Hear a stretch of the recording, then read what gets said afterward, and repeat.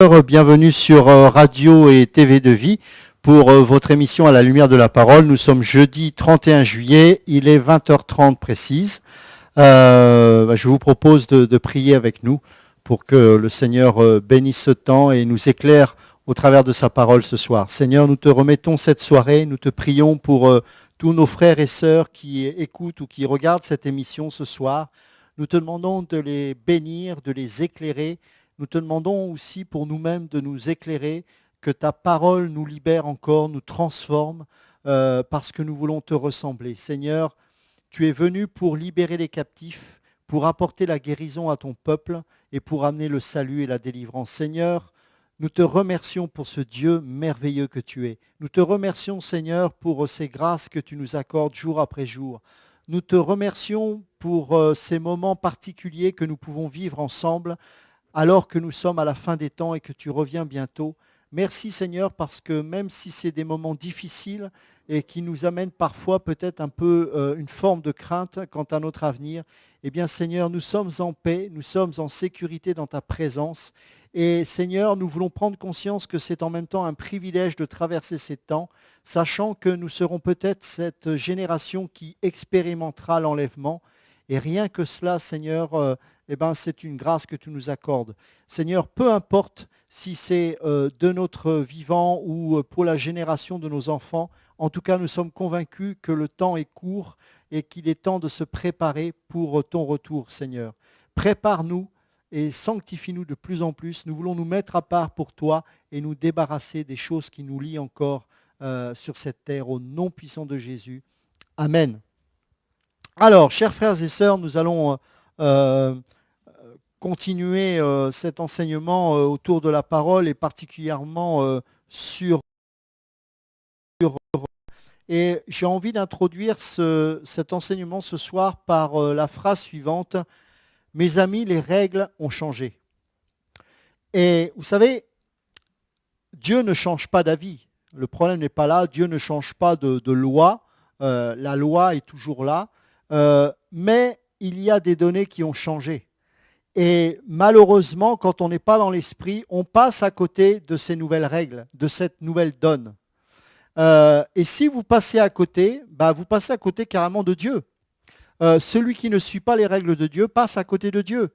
Et donc, il n'est pas là pour nous prendre à défaut et nous surprendre dans le sens où, vous ne pouvez pas me saisir, c'est bien fait pour vous. Non, il nous a donné un nouveau message, il nous a donné son esprit pour que nous puissions décoder ces règles. Mais mes amis, nous devons comprendre une chose, les règles ont changé. Qu'est-ce que ça veut dire concrètement ? Si nous regardons au principe du royaume, d'une manière générale, les règles sont toujours les mêmes. Simplement, la forme a changé. Et si nous sommes charnels, nous allons rester sur des formes anciennes. Alors qu'aujourd'hui, alors que le Seigneur nous éclaire de plus en plus et que nous avons reçu l'Esprit pour discerner les mystères et comprendre les mystères de Christ, eh bien nous devons comprendre que la forme n'est plus la même. Et malheureusement, aujourd'hui, dans l'Église telle qu'elle est aujourd'hui, dans la religion, malheureusement, on suit des règles qui n'ont plus lieu d'être. Et c'est pour ça que nous devons comprendre la profondeur des principes du royaume de Dieu. Et je voudrais qu'on lise ensemble ce soir le livre de Deutéronome à partir du chapitre 7. Donc Deutéronome chapitre 7, à partir du verset 1, où il est écrit ceci. Donc Deutéronome chapitre 7, verset 1. « Lorsque l'Éternel ton Dieu t'aura fait entrer dans le pays que tu vas prendre dont tu vas prendre possession, et qu'il chassera devant toi beaucoup de nations, les Essiens, les Girgasiens, les Amoréens, les Cananéens, les Phéréziens, les Éviens et les Jébusiens, 7 nations plus nombreuses et plus puissantes que toi, lorsque l'Éternel ton Dieu te les aura livrées et que tu les auras battus, tu les dévoueras par interdit. Tu ne traiteras point d'alliance avec elles et tu ne leur feras point grâce. Tu ne contracteras point de mariage avec ces peuples. Tu ne donneras point tes filles à leurs fils et tu ne prendras point leurs filles pour tes fils. Car ils détourneraient de moi tes fils qui serviraient d'autres dieux et la colère de l'Éternel s'enflammerait contre vous. Il te détruirait promptement. Voici au contraire comment vous agirez à leur égard. Vous renverserez leurs autels, vous briserez leurs statues, vous abattrez leurs idoles et vous brûlerez au feu leurs images taillées. Car tu es un peuple saint pour l'Éternel ton Dieu. L'Éternel ton Dieu t'a choisi pour que tu sois un peuple qui lui appartienne entre tous les peuples qui sont sur la face de la terre. Ce n'est point parce que vous surpassez en nombre tous les peuples que l'Éternel s'est attaché à vous et qu'il vous a choisi, car vous êtes le moindre de tous les peuples, mais parce que l'Éternel vous aime.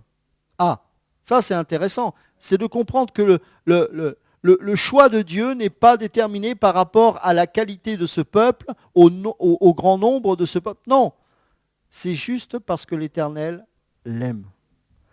Parce qu'il a voulu tenir le serment qu'il avait fait à vos pères, l'Éternel vous a fait sortir par sa main puissante, vous a délivré de la maison de servitude de la main de Pharaon, roi d'Égypte.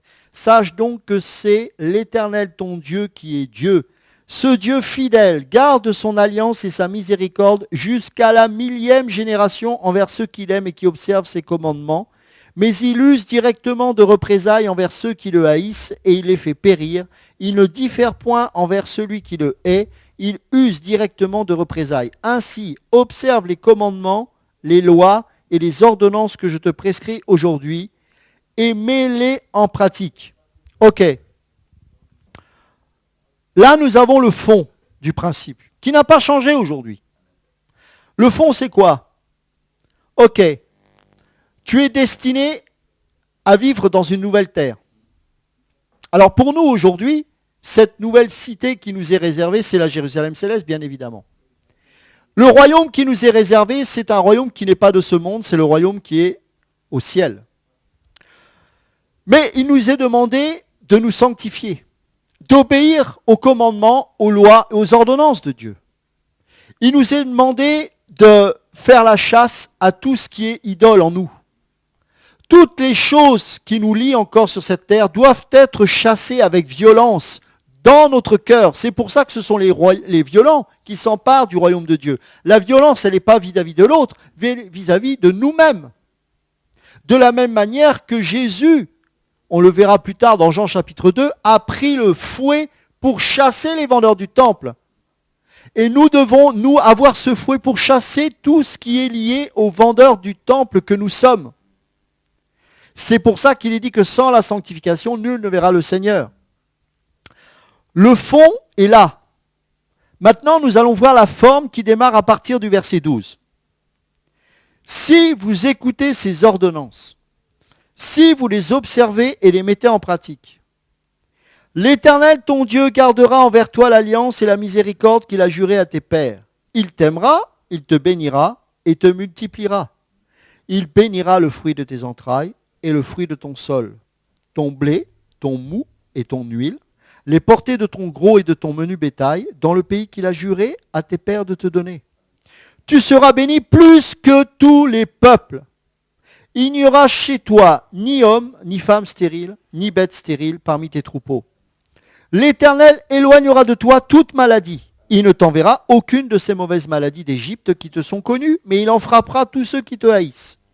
Tu dévoreras tous les peuples que l'Éternel ton Dieu va te livrer, tu ne jetteras pas sur eux un regard de pitié, et tu ne serviras point leur Dieu, car ce serait un piège pour toi. Peut-être diras-tu dans ton cœur, ces nations sont plus nombreuses que moi, comment pourrais-je les chasser? Ne les crains point. Rappelle à ton souvenir ce que l'Éternel ton Dieu a fait à Pharaon et à toute l'Égypte, les grandes épreuves que tes yeux ont vues, les miracles et les prodiges, la main forte et le bras étendu, quand l'Éternel ton Dieu t'a fait sortir. Ainsi fera l'Éternel ton Dieu à tous les peuples que tu redoutes. L'Éternel ton Dieu enverra même les frelons contre eux, jusqu'à la destruction de ceux qui échapperont et qui se cacheront devant toi. Ne sois point effrayé à cause d'eux. Car l'Éternel ton Dieu est au milieu de toi, le Dieu grand et terrible.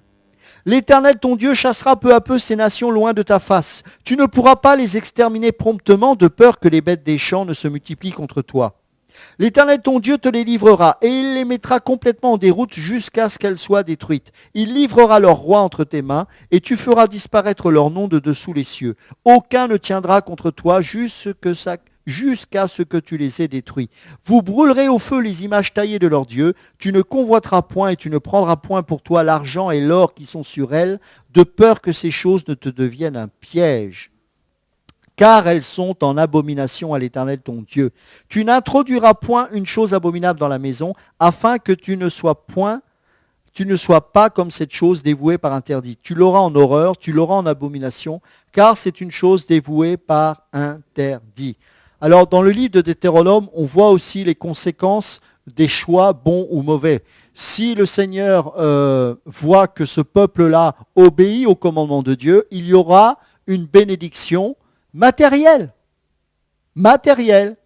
On voit ici que les femmes ne seront pas stériles, elles ne contracteront point de maladie. Nous verrons aussi que nous voyons aussi que ils auront des biens nombreux en troupeaux, en or, etc., etc. Donc ce peuple sera béni. Ok. Cette bénédiction-là, matérielle, qui faisait partie, alors ce n'était pas une bénédiction financière dans le sens où la richesse à l'époque était par rapport aux troupeaux, par rapport aux enfants, par rapport à la terre, le fait d'avoir une épouse, etc., etc. Mais il est indéniable qu'il y avait une bénédiction. Ok. Maintenant, ça c'est la forme. Il faut aller dans le fond. Est-ce que la finalité c'était d'avoir un grand troupeau? Est-ce que la finalité, Laurent, c'était d'avoir plusieurs femmes?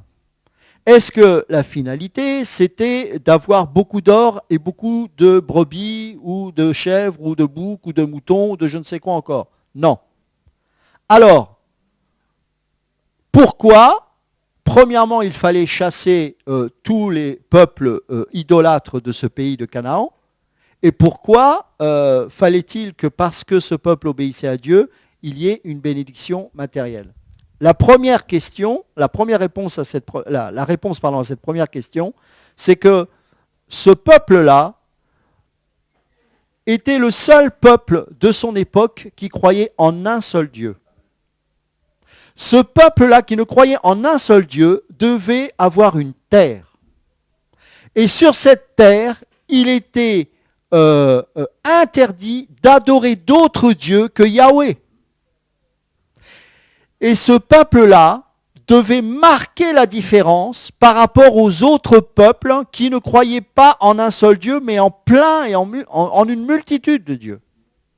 Et comment ce peuple, qui devait croire en un seul Dieu, pouvait marquer la différence par rapport aux autres? Déjà, en vivant dans une terre où il n'y avait plus d'idolâtres. Donc il devait chasser tous ces gens-là. Une fois que ces gens étaient chassés, ils devaient obéir aux commandements et aux principes du royaume de Dieu. Et en obéissant aux commandements de Dieu, la bénédiction, alors et spirituelle mais aussi matérielle, se manifestait. Pourquoi? Parce qu'il fallait que ce peuple réponde à sa mission. Quelle était la mission de ce peuple? Est-ce que vous pensez sincèrement que Dieu devait se contenter simplement d'un peuple limité à un certain nombre de personnes, on va dire, je ne sais pas, n'importe quoi, 6 millions d'habitants, ils adorent un seul Dieu, et puis voilà, c'est tout.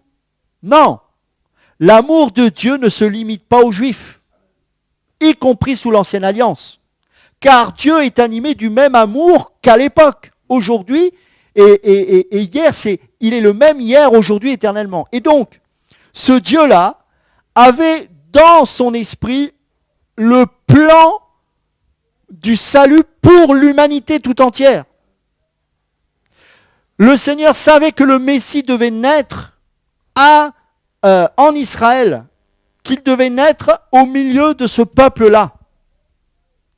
Et il fallait que ce peuple, en tant que nation monothéiste, qui ne croyait qu'en un seul Dieu, soit par l'onction, par la gloire de Dieu qui devait être présente au milieu de ce peuple, devait être une lumière dans ce monde.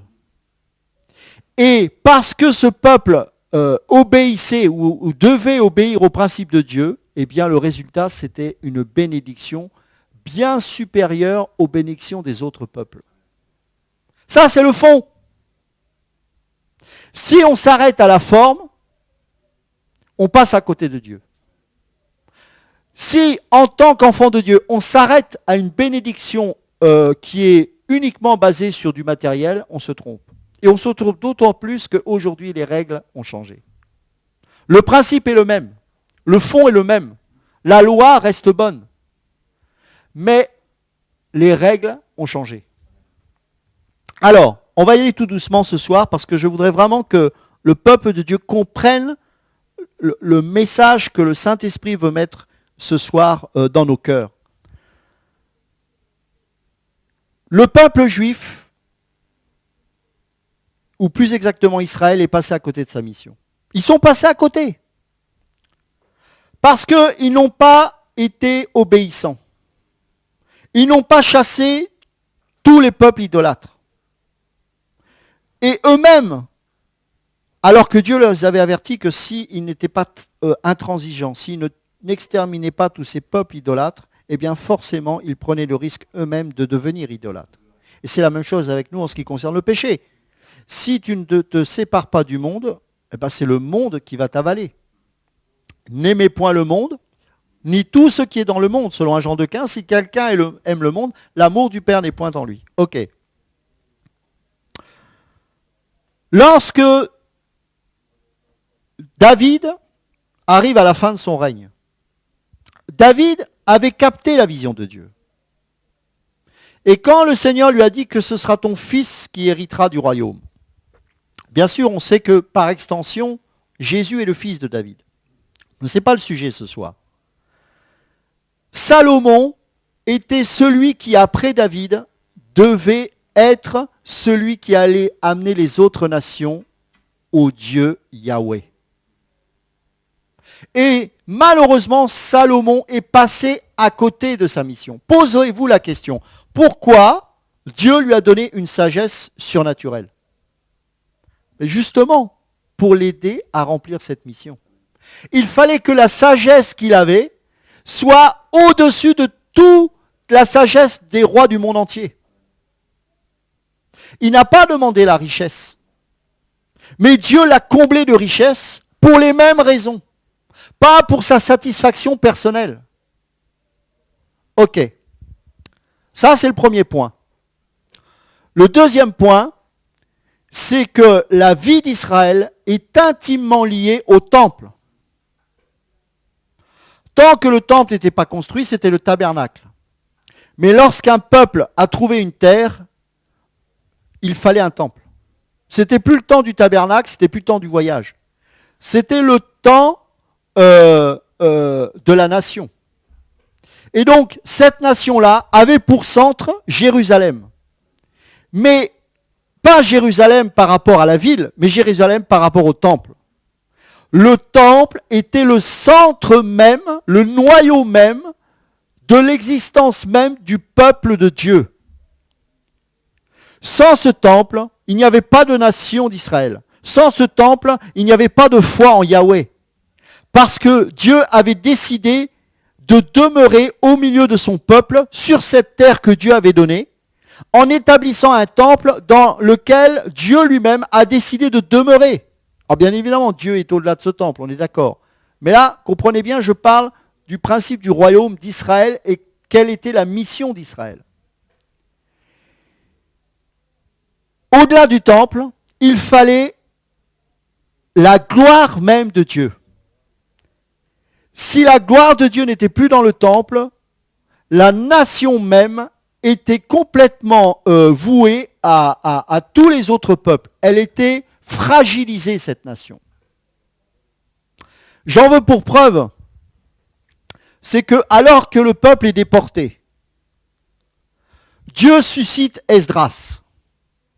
Dieu suscite Zorobabel. Dieu suscite des hommes qui vont reconstruire quoi? Le temple. C'est très intéressant ça.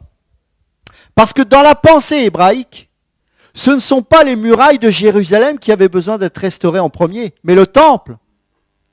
D'un point de vue humain, la première chose qu'on décide de construire pour se protéger, ce n'est pas sa maison, ce sont les murs. Parce qu'on se dit, si je construis les murs, Ça me laisse la possibilité ensuite, parce que je serai protégé, de reconstruire tranquillement le temple sans que je sois assailli par des ennemis. Mais dans la pensée de Dieu, c'est l'inverse. La première chose qui a besoin d'être construite, c'est le temple. Et donc, une fois que le temple est reconstruit, ensuite il y a eu Néhémie qui a construit la muraille, mais pas l'inverse. La raison te dit, pour construire ce temple, il faut que je me protège.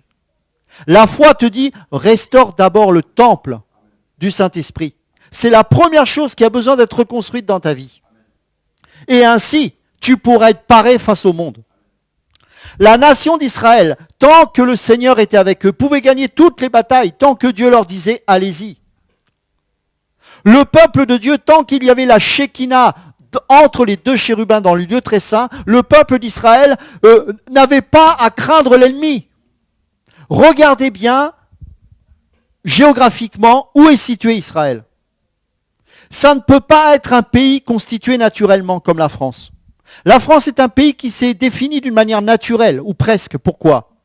Parce que à l'ouest, il y a la mer, à l'est, il y a la montagne, au plus exactement sud-est, et au sud-ouest, il y a la montagne. Au sud, il y a encore la mer. Au nord, il y a la mer. Et au nord-est, il y a le Rhin. Tout ça, ce sont des frontières naturelles. Et dans la plupart des pays, les pays sont délimités par des frontières naturelles, sauf Israël. Sauf Israël.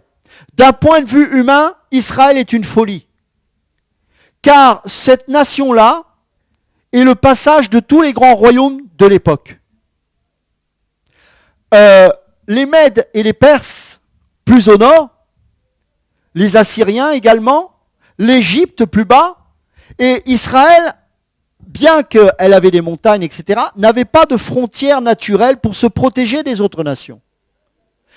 Ça veut dire quoi? Ça veut dire que si Israël ne se préoccupait pas du temple, Israël était automatiquement balayé par les ennemis aux alentours. Et c'était dans la volonté de Dieu de mettre Israël au milieu de toutes ces grandes nations. C'est comme si vous établissez un royaume sur un rond-point. Ça n'a pas de sens. Le rond-point, tout le monde va passer autour de ce rond-point. Tu es d'accord avec moi, Laurent? Et bien, Dieu a décidé, ce rond-point-là, ça va être ma terre. Et donc, ça ne sert à rien d'essayer de construire des murailles autour, parce que tous les royaumes, s'ils se liguent contre Israël, peuvent casser ces murailles. En France, on a cet exemple au début de la Deuxième Guerre mondiale. La France a créé une ligne qu'on appelle la ligne Maginot. Ah ben, cette ligne Maginot, elle est formidable. Sauf qu'on n'avait pas compris, c'est que les Allemands pouvaient contourner cette ligne Maginot. Donc, dans la pensée hébraïque, le plus important, ça n'a jamais été le mur. Même pas Jérusalem, mais le temple. Pour rappel, le temple sous Hérode représente 1/10 de la ville. C'est énorme. C'est-à-dire que dans le parvis même du temple sous Hérode, on pouvait y mettre 6 cathédrales. Et la beauté de ce temple était telle que lorsqu'on regardait de loin le temple, on était aveuglé par la blancheur de ce temple. Parce que nous ne devions pas être impressionnés par Jérusalem, mais par le temple. Et donc dans la pensée de Dieu, c'était le temple qui était au centre de ce royaume-là. Et tant que ce temple-là était au centre, et surtout tant que Dieu était dans ce temple, Israël était protégé. Et ce qu'il faut bien comprendre aujourd'hui, c'est que malheureusement, quand on regarde l'ancienne alliance aujourd'hui, on regarde non pas le fond, mais la forme. La forme, c'est la bénédiction matérielle. La forme, c'est si je prie mon Seigneur, je ne serai jamais malade. La forme, c'est si je crois en Dieu, bah, ma famille sera sauvée. Ça, c'est vrai. Mais si je crois en Dieu, je vais avoir un super boulot, je vais avoir une promotion parce que je suis un champion. Ça, c'est la forme. Mais dans la pensée de Dieu, excusez-moi d'utiliser ce terme un peu choquant, Dieu se fout de la forme. Ce n'est pas ça qui compte. Le plus important dans le royaume, c'est le temple. Et le plus important dans le temple, c'est Dieu. Si Dieu n'est pas là, il n'y a rien. Et ça, la règle, elle est la même. Dans le royaume de Dieu, il faut le temple. Dans le royaume de Dieu, il faut la présence de Dieu. Ça, c'est immuable. Même au ciel, c'est immuable. La légitimité de la nation d'Israël n'était pas dépendante de son armée, n'était pas liée à l'armée, mais à la Shekinah dans le temple. Et à un moment donné, on voit qu'à partir d'Ézéchiel 9 jusqu'à Ézéchiel 11, la gloire de Dieu va quitter le temple.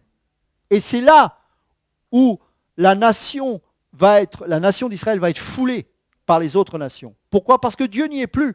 Et pourquoi Dieu n'y est plus? Parce qu'à force de péché, le Seigneur s'est retiré.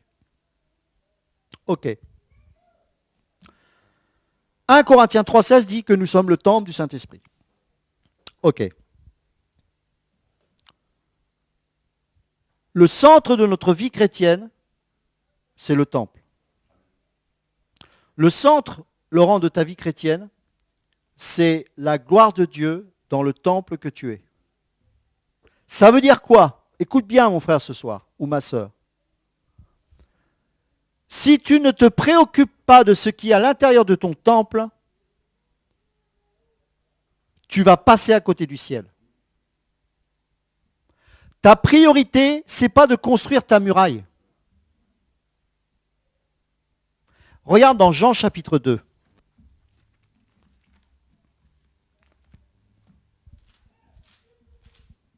Je bénis Dieu quand Dieu parle comme ça parce que je ne sais jamais ce que le Seigneur veut, mais cette nuit, il m'a montré cette chose et je n'arrivais pas à dormir tellement que j'étais dans la joie. Jean chapitre 2, si tu peux nous lire, Laurent, à partir du verset 1. Jean chapitre 2, verset 1. 3 jours après, on faisait des noces à Canaan, en Galilée, et la mère de Jésus y était. Et Jésus fut aussi convié aux noces avec ses disciples. Le vin ayant manqué, la mère de Jésus lui dit, « Ils n'ont plus de vin. » Jésus lui répondit, « Femme, qu'y a-t-il entre moi et toi? Mon heure n'est pas encore venue. » Sa mère dit à ceux qui servaient, « Faites tout ce qu'il vous dira. » Or, il avait là 6 vases de pierre placés pour la purification des Juifs et contenant chacun 2 ou 3 mesures. Jésus leur dit, « Remplissez d'eau ces vaisseaux, et il les remplit jusqu'en haut. » Et il leur dit, « Puisez-en maintenant et portez-en au chef du festin. » Et ils le firent. Quand le chef du festin eut goûté l'eau changée en vin, il ne savait d'où venait ce vin, mais les serviteurs qui avaient puisé l'eau le savaient.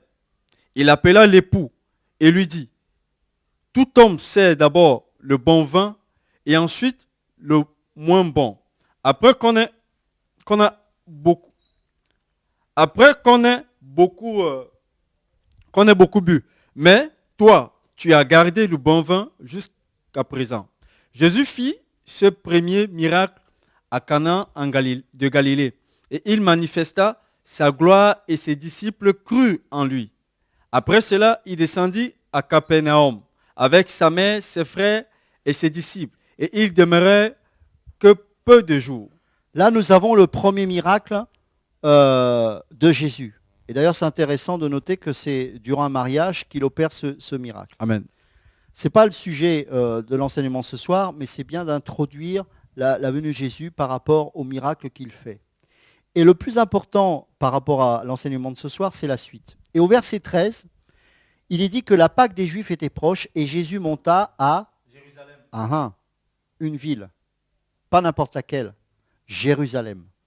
Il trouva dans le temple. Vous voyez, Jésus introduit son ministère dans un mariage par un miracle. Et tout de suite, il va où? À Jérusalem. Pourquoi? Parce que le Seigneur est préoccupé non pas par Israël, non pas par la nation, non pas seulement par, je ne sais pas moi, le fait de virer les Romains. Non, il a en vue Jérusalem. Et c'est la première chose qu'il fait. Il va à Jérusalem, mais où à Jérusalem? Parce que ce n'est même pas la ville qui importe là. Il va où? Il va dans le temple. Pourquoi? Parce que la première chose qu'il voit dans ce temple, c'est quoi? Au verset 14, des vendeurs de bœufs, de brebis et des pigeons et des changeurs assis. Et au verset 15, il fit quelque chose de violent. Et ayant fait un fouet avec des cordes, il les chassa tous du temple, alléluia, ainsi que les brebis et les bœufs. Il dispersa la monnaie des changeurs et renversa les tables. Et il dit aux vendeurs de pigeons, ôtez cela d'ici, ne faites pas de la maison de mon père une maison de trafic. Mon ami, la première chose que Zorobabel a fait, c'est reconstruire le temple et pas la muraille. La première chose que Jésus a fait, c'est de chasser les vendeurs du temple dans le temple qu'il est.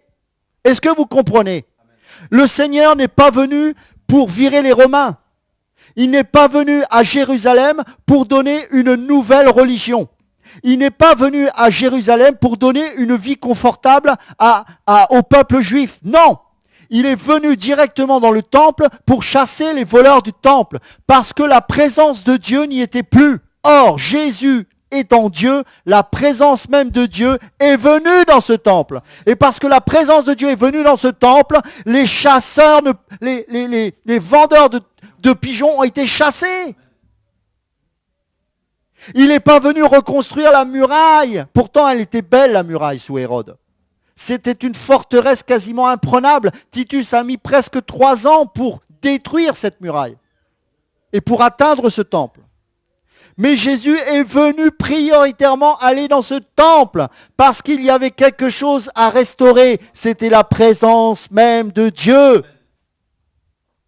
La vie chrétienne, comme la vie sous le temps d'Hérode, comme la vie sous le temps de Moïse, ça a été toujours soit le tabernacle, soit le temple, mais surtout la visitation de Dieu dans ce temple. Ça, c'est le fond. Ses disciples se souvinrent, verset 17, qu'il est écrit « Le zèle de ta maison me dévore ». Les Juifs, prenant la parole, lui dirent « Quel miracle nous montres-tu pour agir de la sorte ?» Jésus leur répondit « Détruisez ce temple, alléluia, et en 3 jours, je le relèverai. » Il était venu pour reconstruire le temple, pas la muraille. Et comment il a fait? En détruisant. Parce que les règles ont changé. Alléluia, les règles ont changé. Oh Jésus. Les Juifs dirent, il a fallu, Laurent, 46 ans pour bâtir ce temple. Et toi, en 3 jours, tu le relèveras. Alléluia. Mais il parlait du temple de son corps. Oh Jésus. C'est pourquoi lorsqu'il fut ressuscité des morts, ses disciples se souvinrent qu'il avait dit cela. Et ils crurent à l'écriture et à la parole que Jésus avait dite. Pendant que Jésus était à Jérusalem à la fête de Pâques, plusieurs crurent en son nom, voyant les miracles qu'il faisait. Mais Jésus ne se fiait point à eux parce qu'il les connaissait tous et parce qu'il n'avait pas besoin qu'on lui rende témoignage d'aucun homme, car il savait lui-même ce qui était dans l'homme. Quand la présence de Dieu vient, quand le Seigneur revient, il se passe des choses. Ça faisait combien de siècles que Jérusalem n'avait pas été dans une telle effervescence? Ça faisait depuis combien de temps qu'il n'y avait pas eu de miracle? Les démons n'étaient pas chassés, ou rarement. Et là, un homme avait pour objectif d'aller dans le temple. Et il dit d'une manière prophétique, ce temple sera détruit, mais au 3e jour, parce que je ressusciterai, c'est ce que ça veut dire. Je le reconstruirai et je ferai de vous désormais le temple de Dieu. Les règles ont changé, mon ami. Et donc ta préoccupation aujourd'hui, elle est la même qu'à l'époque de Jérusalem. Préoccupe-toi de la visitation de Dieu dans ce temple que tu es. Et c'est la raison pour laquelle Paul disait « N'attristez pas le Saint-Esprit ». Parce que ta préoccupation, c'est de ne plus jamais revivre ce que Israël a vécu dans Ézéchiel 9, 10 et 11, à savoir la Shekinah de Dieu qui quitte le temple. Jésus est revenu dans le temple. La visitation est revenue, mais les règles ont changé. Les règles ont changé. Ouvre tes yeux, peuple de Dieu, et regarde tous ces prédicateurs qui n'ont pas compris que les règles ont changé. Ce n'est plus le lieu d'un temple de pierre. Oh mon Dieu, ce n'est plus le temps des pierres et des briques. Ce n'est plus le temps de bâtiments. C'est le temps de la visitation du temple que tu es. Et le réveil, mon ami, le réveil n'a jamais été aussi biblique et réel qu'aujourd'hui, car le Seigneur veut te réveiller, veut te secouer, parce que le temple, il veut que ce soit toi, et il est temps, en tant que temple de Dieu, tu trouves et tu retrouves la visitation de Dieu. Les règles ont changé. Oh Jésus. Jean chapitre 3, cet évangile de Jean est extraordinaire. Ce n'est pas un évangile qu'on appelle synoptique, hein. Il n'y a pas de chronologie, on ne raconte pas la vie de Jésus. Mais il y a eu des étapes spirituelles. C'est d'une profondeur cet évangile. Chaque chapitre, alors il n'y avait pas de chapitre, hein, c'était une seule et même, on va dire une forme de lettre, mais je trouve qu'on voit les différentes étapes à chaque fois. Et au chapitre 3, on voit quelque chose d'extraordinaire. Nous voyons la confrontation de Dieu et d'un religieux. Il y eut un homme d'entre les pharisiens nommé Nicodème, un chef des Juifs, qui vint lui auprès de Jésus de nuit et lui dit « Rabbi, nous savons que tu es un docteur venu de Dieu, car personne ne peut faire ces miracles que tu fais si Dieu n'est avec lui. » N'oubliez jamais une chose, il était le seul docteur capable de faire ça. Jésus lui répondit « En vérité, je te le dis. Si un homme ne naît de nouveau, ou plus exactement d'en haut, il ne peut voir le royaume de Dieu. Les règles ont changé. » Amen. Nicodème lui dit « Comment un homme peut-il naître quand il est vieux? Ah, tu passes à côté. Peut-il rentrer dans le sein de sa mère et naître? Tu n'as pas compris, tu n'es pas dans la nouvelle règle. » Jésus répondit « En vérité, je te le dis, si un homme ne naît d'eau et d'esprit, il ne peut entrer dans le royaume de Dieu. » Le temple que tu es, c'est un temple d'esprit. Tu es un temple spirituel. Ce qui est né de la chair est chair. Et ce qui est né de l'esprit est d'esprit. Ne t'étonne pas que je te dis, il faut que vous naissiez de nouveau. Le vent souffle où il veut et tu en entends le bruit, mais tu ne sais d'où il vient ni où il va. Il en est ainsi de tout homme qui est né de l'esprit. Nicodème lui dit, comment cela peut-il se faire? Jésus lui répondit, tu es le docteur d'Israël et tu ne sais pas ces choses. Oh mon ami, les règles ont changé. En vérité, je te le dis, nous disons ce que nous savons et nous rendons témoignage de ce que nous avons vu et vous ne recevez pas notre témoignage. Si vous ne croyez pas quand je vous ai parlé des choses terrestres, comment croirez-vous quand je vous parlerai des choses célestes? Les règles ont changé. Si tu restes fixé sur un royaume terrestre qu'est Israël comme Nicodème, tu n'as rien compris. Personne n'est monté au ciel si ce n'est celui qui est descendu du ciel, le Fils de l'homme qui est dans le ciel. Et comme Moïse éleva le serpent dans le désert, il faut de même que le Fils de l'homme soit élevé, afin que quiconque croit en lui ait la vie éternelle. Car Dieu a tant aimé le monde qu'il a donné son Fils unique, afin que quiconque croit en lui ne périsse point, mais qu'il ait la vie éternelle. Enfin, la règle est révélée. Le cœur de Dieu qui a toujours été celui-là est révélé à quelqu'un qui est sous l'ancienne règle, qui n'a pas compris le cœur même de Dieu, qu'est l'amour de Dieu pour ses enfants, qui va au-delà même du peuple d'Israël. C'est pour ça qu'il fallait un temple nouveau et de nouvelles règles pour que ça s'étende bien au-delà d'un peuple juif, mais de toutes les nations, du monde entier et de toutes les races. Ce temple nouveau n'est plus limité dans une culture, dans une dénomination ou dans une religion. Les règles ont changé et pour comprendre ces règles, il faut l'Esprit de Dieu, car ce temple est spirituel. Il n'est plus à Jérusalem, il n'est plus dans un bâtiment. C'est la raison pour laquelle Dieu a détruit ce temple, afin que nos yeux soient fixés non plus sur le temple, mais sur la Shekinah de Dieu. Et regardez ce que nous en avons fait. Les religieux vivent sous l'ancienne alliance, sous la loi. Or, Paul dans Galates dit que quiconque vit sous la loi est sous la malédiction. Car il suffit que tu désobéisses à une seule de ces lois pour que tu sois maudit à tout jamais. Les règles ont changé. Ce temple-là est un temple qui se déplace comme le vent. Ce temple-là, tu ne peux pas le voir avec tes yeux de la chair. Et ce temple-là vit sous une loi plus élevée que la loi de Moïse. Oh mon ami, si tu résumes Dieu à juste un moyen d'être béni, tu passes à côté de Dieu. Dieu peut te bénir et Dieu veut te bénir. Mais de quelle manière? C'est ça la question. De quelle manière? Tu n'es plus appelé à être béni matériellement. Cite-moi un passage, je dis bien cite-moi un seul passage sous la nouvelle alliance dans lequel il est clairement dit que tu vas être riche matériellement. Soyez prospères à tous égards, soyez spirituellement prospères, soyez en paix, mais nulle part dans les Écritures. Bien sûr, il nous est demandé de prier pour nos besoins, mais juste pour nos besoins.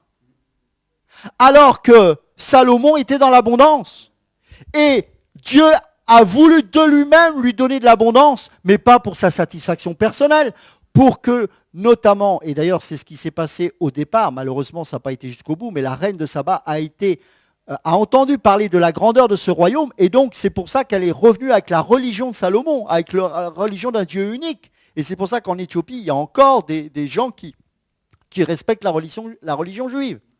Donc, ça avait commencé. Malheureusement, Salomon s'est focalisé sur les richesses.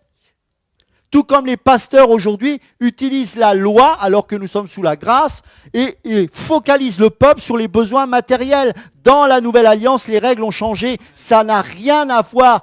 Dieu ne te garantira jamais que tu seras riche. D'ailleurs, il n'est pas venu pour ça. Il est venu pour te sauver, pas pour t'enrichir. Parce que heureux les pauvres en esprit, heureux ceux qui sont dépendants de Dieu. C'est ça la pauvreté, c'est pas la pauvreté matérielle, bien évidemment, c'est plus profond que ça.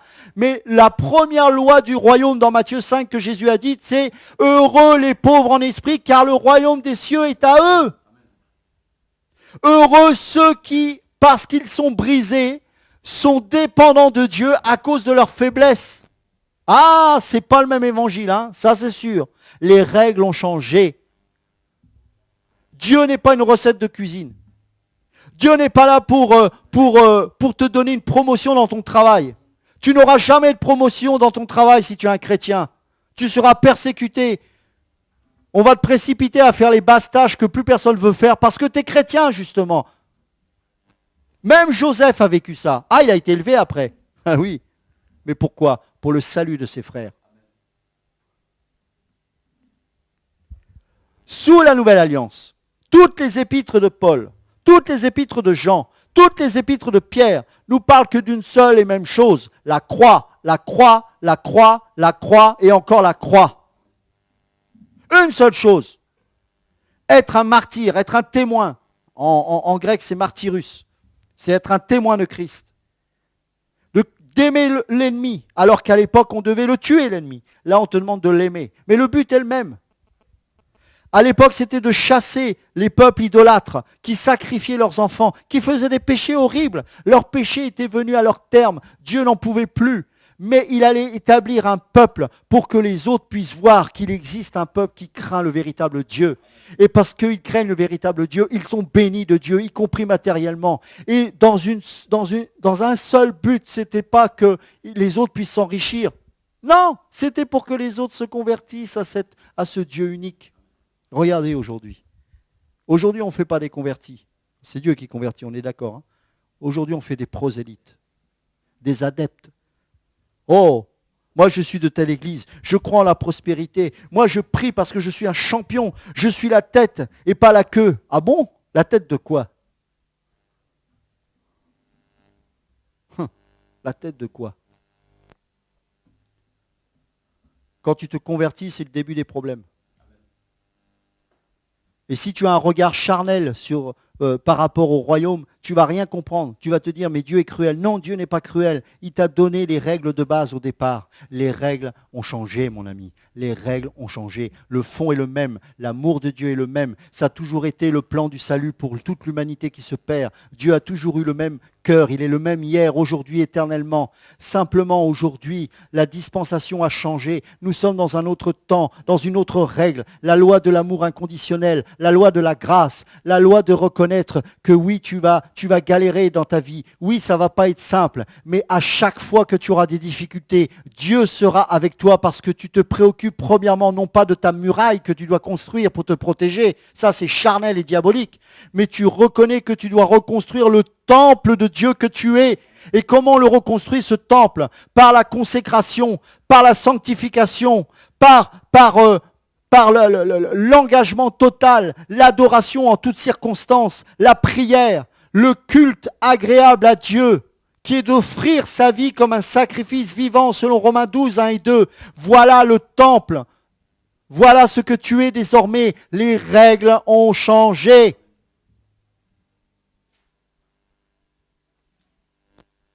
Toutes les épîtres nous parlent d'aimer son prochain, de s'humilier sous la puissante main de Dieu afin qu'il nous élève au temps convenable, de croire que toute chose concourt au bien de ceux qu'il aime. Pourquoi il y a toutes ces promesses? Parce que le Seigneur savait qu'on allait souffrir sur cette terre. C'est plus le temps d'aller dans un pays et de s'enrichir en disant oui, mais parce que je vais m'enrichir, les autres vont voir combien je suis béni. Ah bon? Mais là, tous ceux qui sont bénis financièrement, 99,9% sont païens. Donc tu ne vas rien leur apprendre, tu ne vas pas les impressionner parce qu'un païen sera toujours plus riche que toi. Et si tu es riche au point de pouvoir t'égaler à eux, eh ben je vais te dire quelque chose, tu n'es pas converti. Colossiens chapitre 3.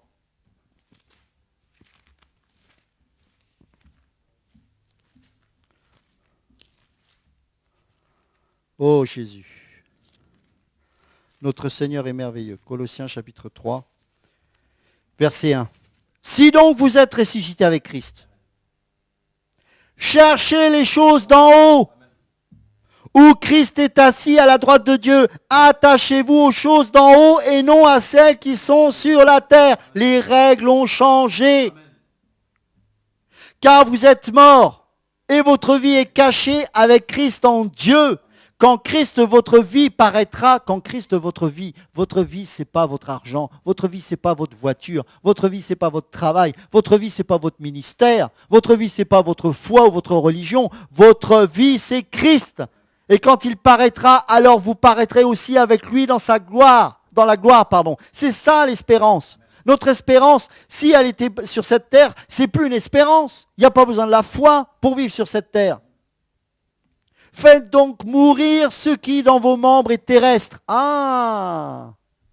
La débauche, l'impureté, les passions, les mauvais désirs et la cupidité qui est une idolâtrie. C'est à cause de ces choses que la colère de Dieu vient sur les fils de la rébellion.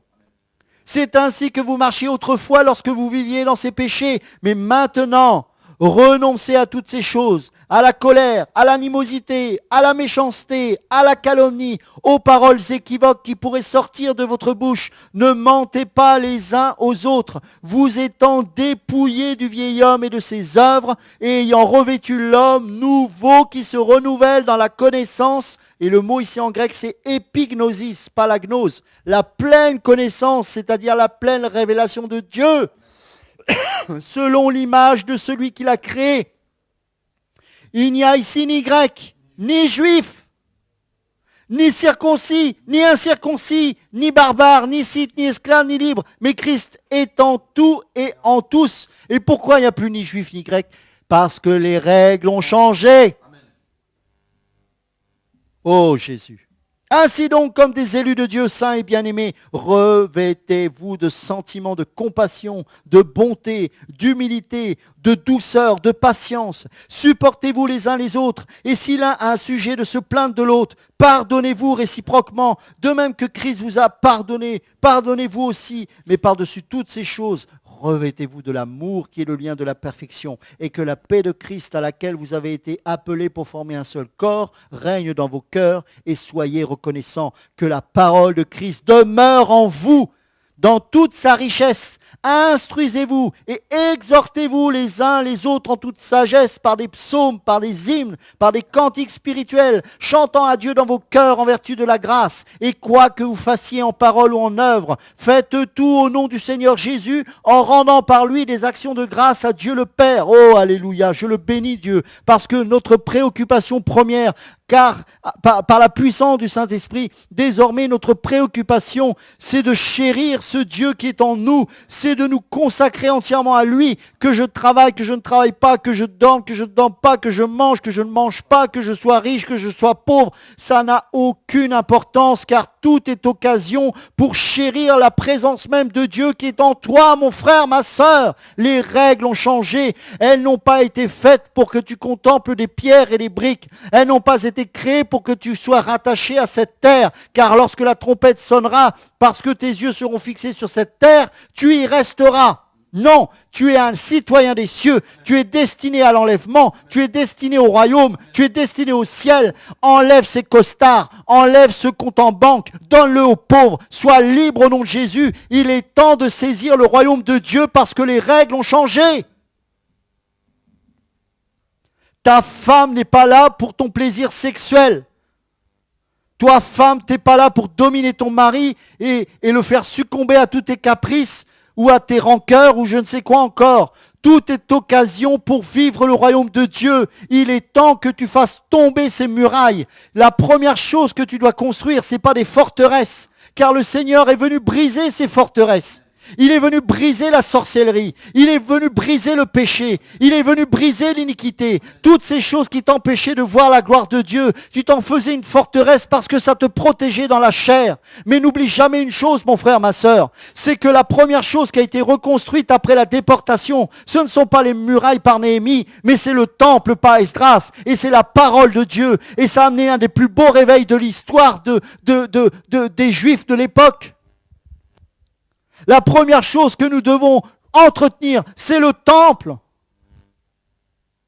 La foi consiste non pas à se préoccuper des murs. Comment je peux assurer ma vie? Comment je peux sécuriser le Dieu auquel je crois? Mais Dieu n'a pas besoin de murs.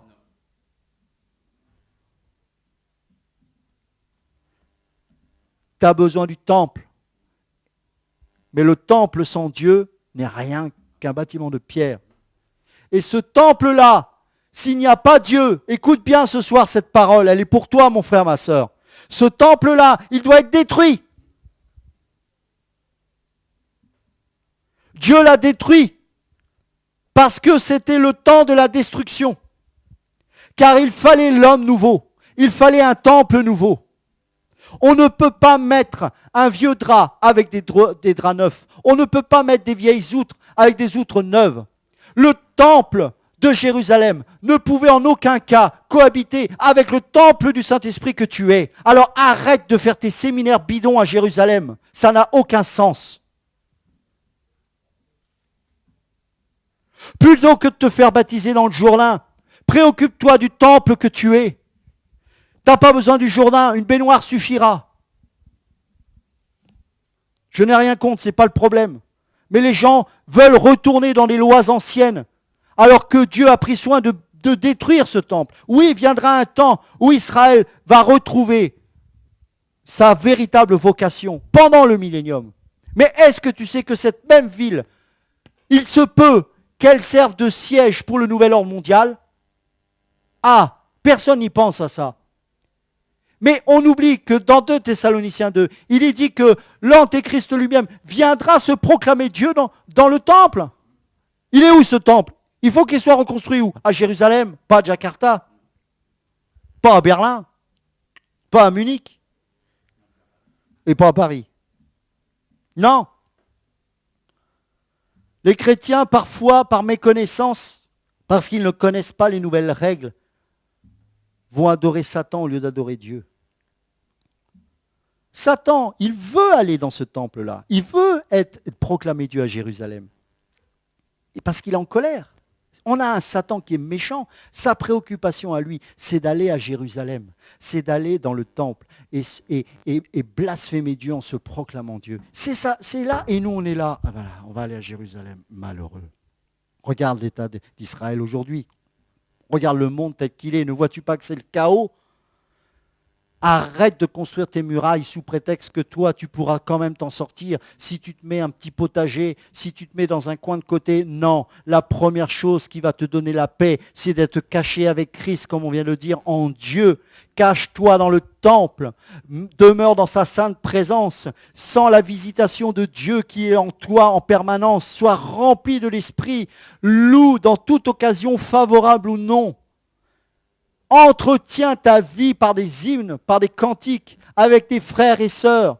Loue-le. Ne te cherche pas un ministère où c'est plus le temps de la rigolade. C'est le temps de se sauver. C'est le temps de reconstruire ce temple que nous sommes. Occupons-nous de la sanctification. Occupons-nous de l'amour pour nos ennemis. C'est le temps de prier pour les perdus. Il y a des gens qui se perdent. Il y a des gens qui souffrent. Et de plus en plus, ce pays va crier vers Dieu en disant « Mais montrez-nous Jésus !» Ne voyez-vous pas que les véritables adorateurs n'iront jamais dans ces églises bâtiments, jamais, parce que ceux qui sont destinés à rencontrer Dieu le rencontreront en tant que temple qu'ils sont appelés à être. Ils ne sont pas destinés à aller dans une Jérusalem terrestre, dans un temple terrestre, alors que Dieu, ça fait belle lurette que non se content de ne plus être dans le temple, il est détruit. Il est détruit. Et la première chose qui va rentrer quand le temple va être reconstruit, c'est Satan. Je sais que c'est choquant, mais c'est la Bible qui le dit, c'est pas moi. Et il faudra que Jésus revienne et que le millénium s'installe pour que là, le véritable temple reprenne sa vocation première, c'est-à-dire qu'il soit le tabernacle de Dieu, que Dieu reprenne son autorité sur cette terre pendant 1000 ans. Mais nous aurons un corps glorifié, nous régnerons, nous serons des célestes. Nous ne sommes pas destinés à être terrestres parce que les règles ont changé. Les règles ont changé pour que tu sois un citoyen des cieux. C'est plus beau que ce que tu pouvais même imaginer. En Israël, c'était une destinée terrestre pour une royauté terrestre. Mais nous avons une destinée céleste. Et un jour, alors que les 1000 ans seront passés sur cette terre, ces deux destinées parallèles, à savoir Israël et l'Église, se rencontreront dans cette Jérusalem céleste. Et vous ne verrez plus la différence, parce qu'on ne sera plus qu'un avec ce Dieu-là. Oh mes amis, il faut prêcher cette parole véritable. Parce que les règles, il faut les connaître. Elles ont changé pour toi. Parce qu'il t'aime tellement, le Seigneur, qu'il te dit, arrête, pose ta truelle, pose tes briques, arrête de construire cette muraille, arrête de construire cette forteresse et concentre-toi sur le temple que je veux que tu sois. Reçois la Pentecôte, reçois le Saint-Esprit, reçois la nouvelle naissance, reçois la visitation de Dieu. Lorsque Salomon a construit le temple et qu'il l'a terminé, la dédicace qu'il a faite et la merveilleuse prière qu'il a faite, c'est terminé avec la gloire de Dieu qui est descendue dans le temple. Et là, le peuple de Dieu s'est prosterné parce que la gloire était telle que personne ne pouvait tenir dans sa sainte présence. Et là, le peuple était rentré dans sa destinée. Il comprenait que l'existence même d'Israël tient parce que Dieu est au milieu de son peuple. N'est-il pas dit dans l'Évangile que là où 2 ou 3 sont assemblés au nom de Dieu, il est au milieu? Ne vois-tu pas que Dieu est le même et que sa préoccupation, c'est d'être au milieu de son peuple? Oh Jésus, j'aime ce Seigneur. J'aime ce Jésus.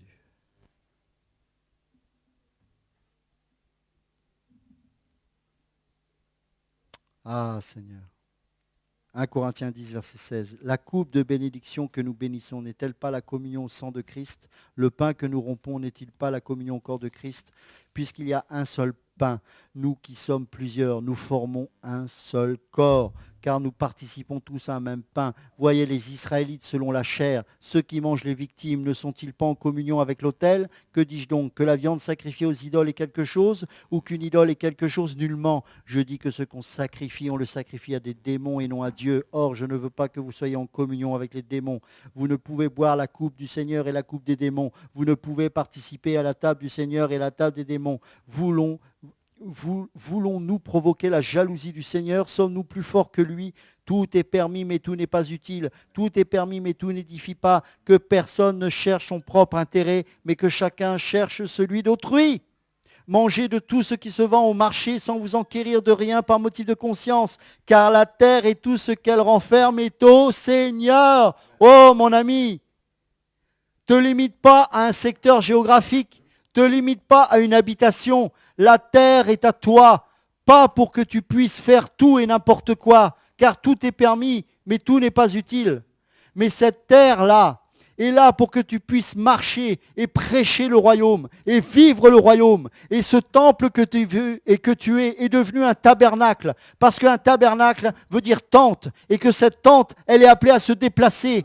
Une tente ne se fixe pas de manière définitive. Toi, tu n'es pas appelé à un lieu fixe. Sors de ta barque, sors de ta zone de confort, sors de ta zone de sécurité, sors de ta religion, sors de ton bâtiment d'église que tu appelles église, où la Shekinah, où la présence de Dieu n'y est plus depuis bien longtemps. J'ai discuté une fois avec une sœur qui me disait, mais je ne comprends pas, quand on est avec ma famille, Dieu est là, et quand je vais à l'église, il n'y est plus. Ben, elle dit, alors pourquoi tu y vas encore?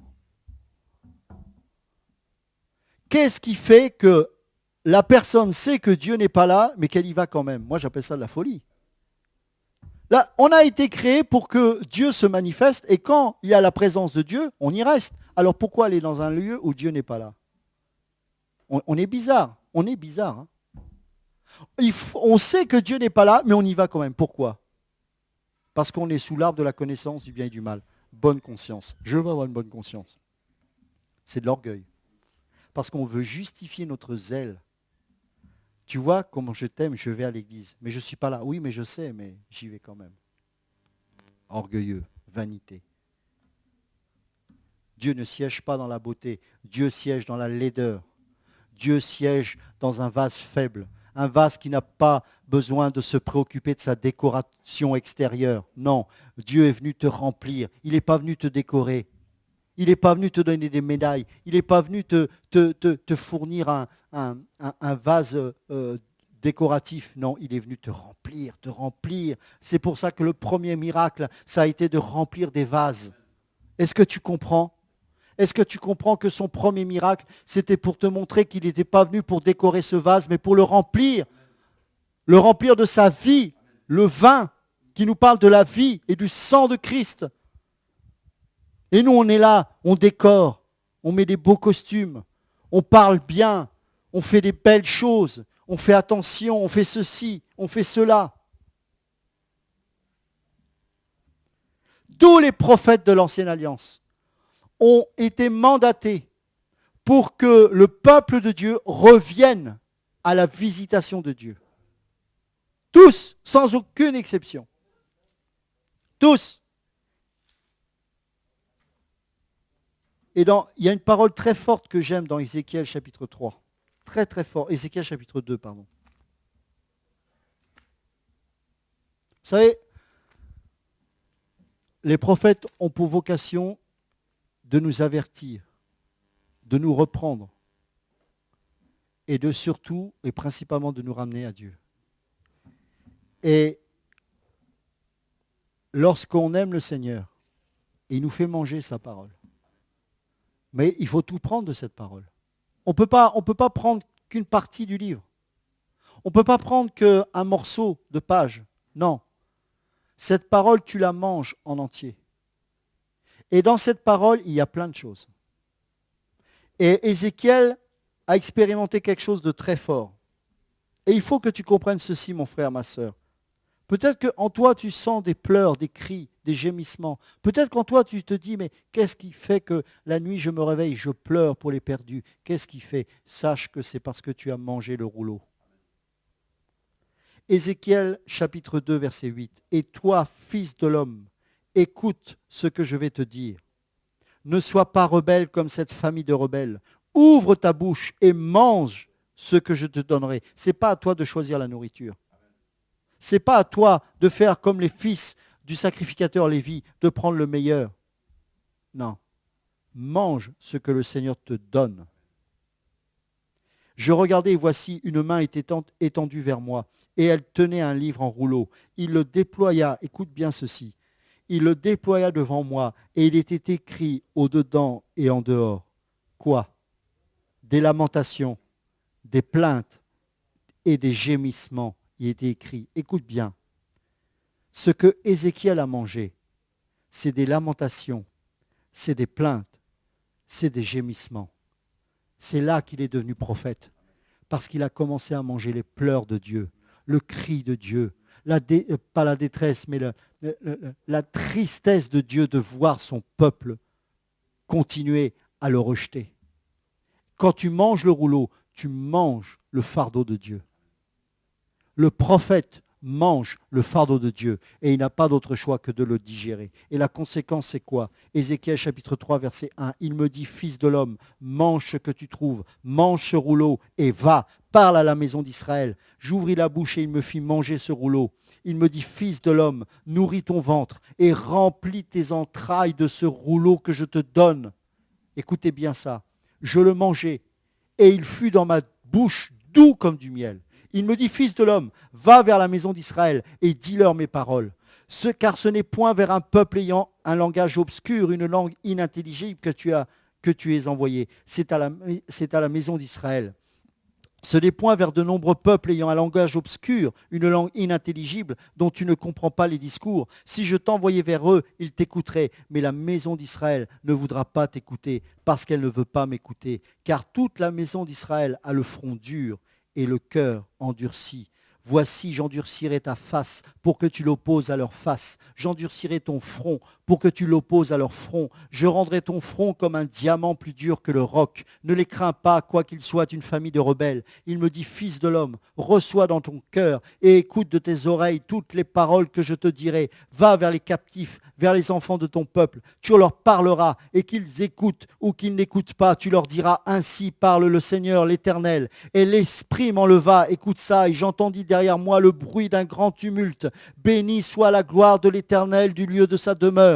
J'entendis le bruit des ailes des animaux frappant l'une contre l'autre, le bruit des roues auprès d'eux et le bruit d'un grand tumulte. L'Esprit m'enleva et m'emporta. J'allais irrité et furieux, et la main de l'Éternel agissait sur moi avec puissance. Mes amis, ne voyez-vous pas que l'esprit des prophètes est en train de vous secouer, de vous animer, parce qu'il vous fait manger le rouleau avec tout ce qu'il y a. Vous ne trierez pas cette nourriture, vous la mangerez et elle pénétrera vos entrailles. Et il y aura un fardeau et il y aura un cri et vous crierez de plus en plus fort parce que vous êtes en train de réaliser que le temple que vous êtes est nourri du rouleau de prophète, du rouleau de celui qui ne peut s'empêcher de crier, une colère sainte, un zèle qui va vous animer de plus en plus, qui fera que vous ne vous appartiendrez plus à vous-même, car quand on est le temple de Dieu, il n'y a pas de place pour la chair. Quand on est le temple de Dieu, il n'y a pas de place pour la volonté personnelle.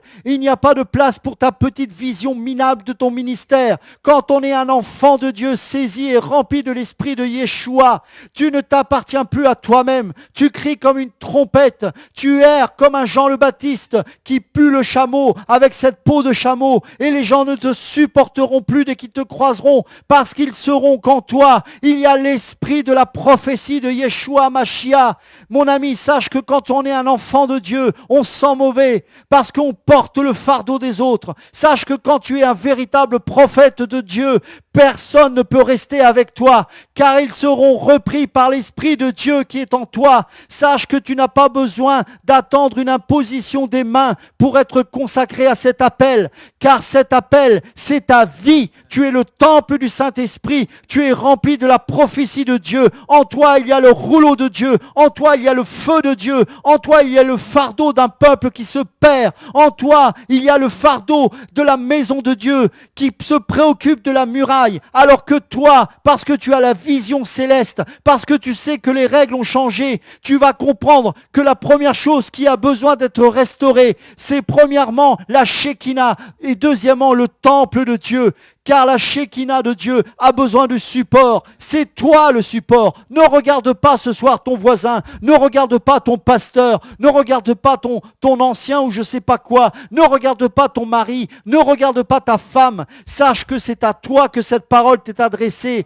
Et le Seigneur, quoi que tu fasses, tu ne pourras plus t'appartenir à toi-même. Et le Seigneur va te visiter. Le Seigneur va te remplir. Le Seigneur va te secouer. Et comme Ézéchiel, tu vas pouvoir dire, il me fortifia et me releva. Et je sentis une puissance en moi qui me poussa à crier de tout mon cœur. L'Éternel revient. Préparez vos cœurs. Reconstruisez ce temple et cassez ces murailles de la chair qui ne serviront pas à atteindre Dieu. Laissez Yeshua pénétrer votre cœur. Laissez la croix pénétrer votre cœur. Laissez le brisement de Dieu vous secouer de toutes parts. Brisez votre ego, brisez votre orgueil, brisez votre chair, afin que vous soyez capables d'entendre et de discerner la pleine et entière volonté de Dieu. Mes amis, pour être un chauffard, il faut être brisé. Pour être un chauffard, il faut crucifier sa chair avec ses passions et ses désirs. Et même si tu n'en as pas envie, parce que l'esprit de la prophétie est en toi,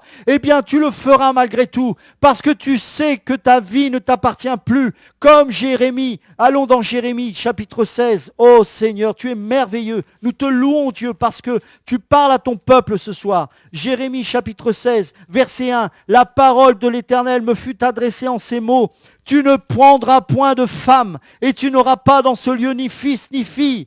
Car ainsi parle l'Éternel sur les fils et les filles qui naîtront en ce lieu, sur leurs mères qui les auront enfantés, et sur leurs pères qui les auront engendrés dans ce pays. Ils mourront consumés par la maladie. On ne leur donnera ni larmes, ni sépulture. Ils seront comme du fumier sur la terre. Ils périront par l'épée et par la famine, et leurs cadavres serviront de pâture aux oiseaux du ciel et aux bêtes de la terre. Car ainsi parle l'Éternel. N'entre pas dans une maison de deuil, n'y va pas pleurer, te lamenter avec eux, car j'ai retiré à ce peuple ma paix, c'est-à-dire sa présence, la Shekinah, dit l'Éternel, ma bonté et ma miséricorde. Oh mon Dieu, écoute cette parole. Oh, mais j'ai pas ma femme, je prie pour avoir une femme, je prie pour... Oh mon ami, la parole de l'Éternel me fut adressée en ces mots, tu ne prendras point de femme. Or ne soyez pas religieux, je n'ai pas dit que vous ne devez pas avoir de femme, mais comprenez l'esprit qui est derrière. Le Seigneur parle aux enfants pour que nous soyons libérés de nos désirs égoïstes et charnels. Si cette parole t'est adressée, ça fait mal, mais sois dans la joie. Jérémie, à l'âge de 16 ans, sa vie était foutue, terminée. Il avait peut-être des projets avec une jolie Israélienne. C'est fini. Le Seigneur lui a dit, non, tu ne prendras point de femme. Parce que ce n'est pas le temps de se réjouir. Ce n'est plus le temps de rester dans Sodome et Gomorrhe. Ce n'est plus le temps de se réjouir alors que le déluge est là. Non, ce n'est plus le moment. C'est le moment de sortir. C'est le moment de quitter ce monde et de se dire, Seigneur, j'accepte ta volonté. Je mange ce rouleau. Et parce qu'il est en moi, eh bien je sais que l'Esprit de Dieu qui est en moi me pousse à crier et à crier encore. Voilà ton appel. Tu n'es pas appelé à être dans une chorale avec ta mini-jupe en train de faire du jerk ou je ne sais pas quoi. C'est ridicule. C'est ridicule. Une trompette n'a pas besoin d'une chorale pour sonner. Une trompette a été créée pour sonner d'elle-même. Ouvre ta bouche et tu verras que la musique sortira de toi-même. Et quelle est la musique de Dieu?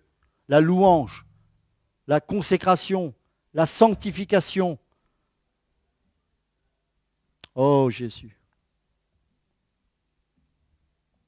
La première chose qui doit être restaurée, c'est le temple. Et tu dois comprendre ceci, mon ami. Parce que les règles ont changé. Arrête de chercher une bénédiction terrestre et charnelle. Arrête de caresser ta chair. Arrête de mettre de la pommade sur ta vie. Car les règles ont changé. Ne te préoccupe pas de ce qui est destiné à pourrir et à terminer dans la poussière. Le corps glorifié que tu auras un jour, ce ne sera pas un corps de chair comme tu le vois aujourd'hui. Concentre-toi sur le royaume du ciel. Saisis les bénédictions que Dieu t'a données. C'est quoi? La capacité d'aimer ton ennemi, la capacité de pardonner, la capacité de te sanctifier, la capacité de choisir les choses de Dieu plutôt que les choses du monde. Cette capacité t'est donnée par la Pentecôte, par la nouvelle naissance, par la régénération, par le Saint-Esprit. Et parce que désormais, ce temple qui a horreur du vide est rempli de Dieu, alors tu es comblé. Car quand Dieu vient dans ton temple, il vient avec le royaume. Il te montre les choses du ciel alors que tu es sur la terre. Il t'encourage. Et malgré les combats, malgré les souffrances, malgré les difficultés, eh bien, le Seigneur agira dans le temple que tu es. On va finir avec 1 Corinthiens chapitre 3.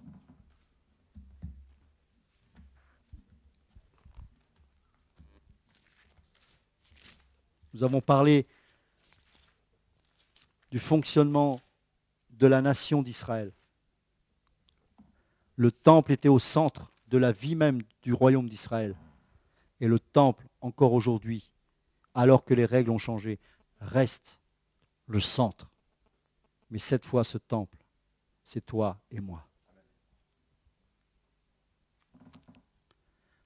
Verset 14, si l'œuvre bâtie par quelqu'un sur le fondement subsiste, il recevra une récompense. Si l'œuvre de quelqu'un est consumée, il perdra sa récompense. Pour lui, il sera sauvé, mais comme au travers du feu. Ne savez-vous pas que vous êtes le temple de Dieu et que l'Esprit de Dieu habite en vous? Si quelqu'un détruit le temple de Dieu, Dieu le détruira. Car le temple de Dieu est saint, et c'est ce que vous êtes. Que nul ne s'abuse lui-même. Si quelqu'un parmi vous pense être sage selon ce siècle, qu'il devienne fou afin de devenir sage. Car la sagesse de ce monde est une folie devant Dieu. Aussi est-il écrit, il prend les sages dans leur ruse. Et encore, le Seigneur connaît les pensées des sages. Il sait qu'elles sont vaines. Que personne donc ne mette sa gloire dans des hommes, car tout est à vous. Soit Paul, soit Apollos, soit Céphas, soit le monde, soit la vie, soit la mort, soit les choses présentes, soit les choses à venir. Tout est à vous et vous êtes à Christ et Christ est à Dieu. Alléluia. Seigneur, merci pour ta parole. Merci Seigneur pour le temple que tu fais de nous, Seigneur. Merci pour le Saint-Esprit qui est en nous. Merci parce que tu nous visites. Merci parce que tu nous remplis. Merci parce que tu nous sanctifies. Parce que tu es venu pour nous délivrer, pour nous sauver. Pas pour être comme des coqs sur cette terre. C'est tellement ridicule et vulgaire. Non, tu nous as destinés à un royaume bien plus beau, bien plus merveilleux qu'est le royaume des cieux. Oh Seigneur, nous voulons crier de tout notre cœur. Nous voulons manger ce rouleau. Nous voulons ne plus nous appartenir à nous-mêmes. Nous sommes heureux, quelles que soient les situations, quelles que soient les difficultés. Oui, nous souffrons. Bien sûr, nous ne pouvons pas cacher parfois nos larmes, mais au plus profond de nous-mêmes, il y a la joie du salut. Il y a la joie du Saint-Esprit, parce que nous savons qu'un jour, toutes ces choses-là disparaîtront. Un jour, nous verrons le roi des rois face à face. Un jour, nous régnerons avec notre Maître. Nous pourrons nous blottir dans tes bras. Nous pourrons passer l'éternité à te louer, à t'adorer, à dire Saint est le Seigneur, Saint est l'Éternel des armées. Toute la terre est remplie de sa gloire. Ô Seigneur, si nous pouvions réaliser que nous portons ta gloire en nous, si nous pouvions réaliser tout ce que nous avons reçu de toi et qui nous vient du ciel. Oh, nous ne serions pas ainsi dans cet état. Réveille ton peuple, c'est le temps du réveil. Et comme on l'a entendu il y a quelques soirs de cela, il est minuit moins 3, ce n'est plus le temps de la rigolade. Nous devons arrêter de construire ces murailles qui sont vaines. Reconstruisons le temple. Tu l'as reconstruit en ressuscitant. Tu as fait de nous un temple. Nous n'avons plus rien à faire si ce n'est qu'à croire en toi. Croire que tu es notre sauveur. Et nous voulons vivre pour toi désormais. Que ton nom soit béni. Bénis mes frères et sœurs. Bénis-les abondamment. Et réveille encore ton peuple afin qu'il puisse reconnaître en toi la Shekinah que tu es, Seigneur. Que ton nom soit béni, Jésus. Au nom de Jésus, nous t'avons prié. Amen.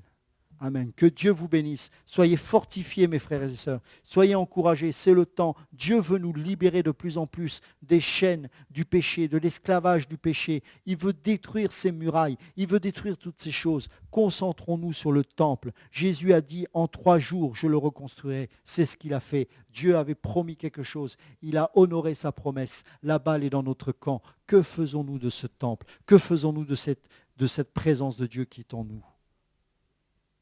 C'est le temps de nous mettre en règle, car Jésus revient bientôt. Que Dieu vous bénisse et à jeudi prochain, si Dieu veut.